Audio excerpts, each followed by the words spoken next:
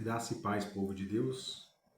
Hoje eu queria que vocês abrissem a Bíblia de vocês em Filipenses, no capítulo 4, no verso 13 em diante. Vamos abordar só o verso 13 em diante. O verso 13 nos diz assim: Tudo posso naquele que me fortalece. Tudo posso naquele que me fortalece. Esse versículo, ele é muitas vezes usado para a pessoa utilizar esse versículo como se fosse um versículo de bênção. Que a pessoa fala, tudo posso naquele que me fortalece. Se eu tudo posso naquele que me fortalece, muitas igrejas vêm utilizando isso no sentido neopentecostal, no sentido que você vai receber bênçãos, porque se tudo eu posso, tudo vai dar certo, tudo vai acontecer, a minha vida vai progredir. Mas o que esse versículo nos fala realmente? Vamos ler de novo. Tudo posso naquele que me fortalece. Tudo posso. Quando esse versículo nos fala que tudo posso naquele que me fortalece. Se tudo posso, eu posso arrumar um emprego, eu posso perder o emprego, eu posso ser curado da doença, eu posso morrer pela doença. Porque as pessoas vêm associando esse versículo apenas à vitória. E nem sempre os nossos planos são os mesmos que os planos de Deus. Então, as pessoas costumam muito utilizar a palavra Deus está no controle. Mas a pessoa imagina que Deus está no controle para as coisas darem certo, na sua concepção. Só que quando você fala que Deus está no controle, Ele está no controle da vontade dEle, que significa que você pode arrumar um emprego, como você pode perder o emprego, como você pode perder um ente querido, como esse ente querido pode ser salvo. Todas as coisas posso naquele que me fortalece. Então há uma distorção no que as pessoas vêm pensando. As pessoas vêm pensando, e mal instruídos muitas vezes, que a vida do cristão é só bênçãos. E na verdade, temos que crer na soberania de Deus. E essa soberania, ela implica nem sempre que a nossa vontade vai ser atendida. Claro que a nossa vontade pode ser atendida, mas as coisas já são pré-determinadas por Deus, como lemos em Romanos, né? Lemos em Romanos 8. Você pode abrir a sua Bíblia em Romanos, a carta aos Romanos 8:30. E aos que predestinou, a esses também chamou. E aos que chamou, esses também justificou. E aos que justificou, esses também glorificou. E no versículo 29, porque sabemos de antemão, conheceu também, os predestinou para serem conformes à imagem de seu Filho, a fim que ele seja o primogênito entre muitos irmãos. E aos que predestinou, a esses também chamou, e os que chamou, esses também justificou. Então, aqui nós aprendemos que somos predestinados, escolhidos e eleitos e glorificados antes da fundação do mundo.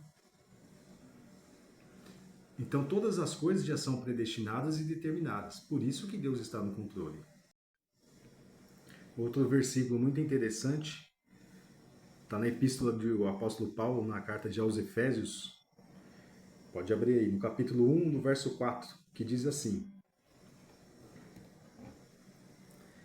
Assim como nos escolheu nele antes da fundação do mundo para sermos santos e irrepreensíveis perante ele e em amor, e nos predestinou para ele para a adoção de filhos por meio de Jesus Cristo, segundo o beneplácito da sua vontade. Então, tudo que nós fizemos e vamos fazer já foi predestinado antes da fundação do mundo. Esse vídeo que está sendo gravado aqui, e o que você está assistindo aí, ele já foi predestinado por Deus antes da fundação do mundo. Então, todas as coisas já foram planejadas por Deus, todas. Por isso que aquele versículo que nós estávamos lendo em Filipenses fala: tudo posso naquele que me fortalece. Tudo posso. Posso ser curado e posso morrer. Posso arrumar emprego e posso não arrumar. Porque a predestinação, a eleição, o controle está nas mãos de Deus sempre.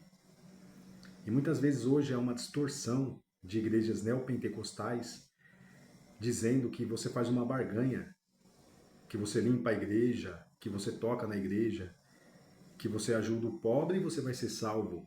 E não há nada que nós, seres humanos, podemos fazer para alcançar a salvação, a não ser crer única, exclusivamente no sacrifício de Cristo. Porque quando você acha que você limpando uma igreja, você tocando, você fazendo outra coisa, você vai ser salvo, você anula o sacrifício de Cristo, que é o único elo que nós temos que nos liga novamente com Deus. Então é uma coisa muito séria. É muito séria. As boas obras são reflexo de quem está convertido em Cristo, mas não te dá o passaporte para você entrar no céu sem Cristo. Então tem que tomar muito cuidado nessas igrejas neopentecostais que trocam favores por milagres, por bênçãos. A nossa vida aqui na Terra não é conquistas. A vida do cristão é uma luta. E temos que entender também, outro tema que eu vou abordar em outros vídeos, sobre o tema do batismo. Muitas pessoas acham que o batismo é salvífico. Muitas igrejas pregam que você precisa se batizar para você ser salvo. Não, você precisa crer em Cristo. Se arrepender dos seus pecados, crer em Cristo e você será salvo. O batismo é o segundo passo, onde as pessoas vão ver publicamente o seu arrependimento em Cristo.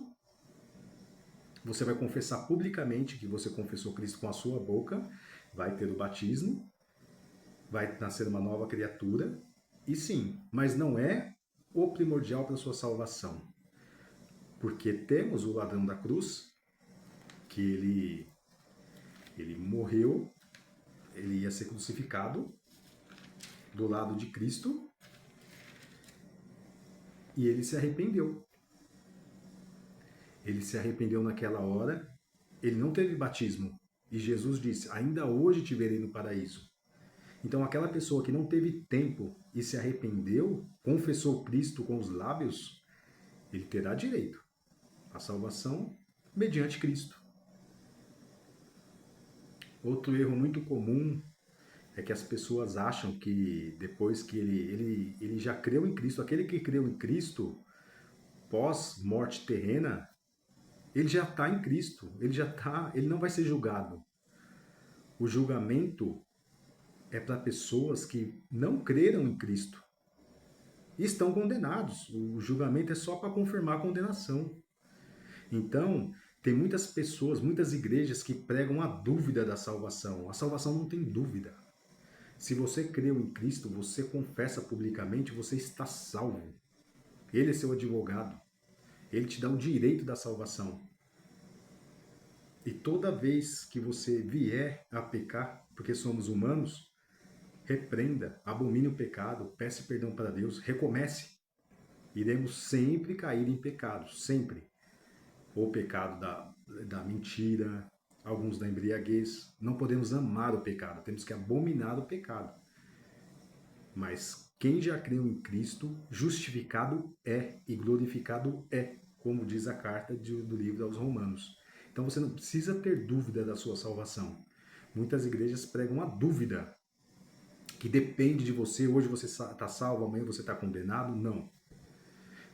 Tudo posso naquele que me fortalece, e glorificados somos por Jesus Cristo. Então espero que hoje essa palavra que nós lemos e comentamos, conversamos um pouco, tenha tocado no seu coração, tenha te trazido paz, tenha te trazido confiança que Deus está no controle. Aceitamos o controle de Deus. E saiba, quem confessou Cristo publicamente está salvo. Deus abençoe a todos. Se você gostou desse vídeo, é muito importante que você se inscreva no canal, dá o like, compartilha, que isso é combustível para eu voltar a gravar mais vídeos e conversar com vocês.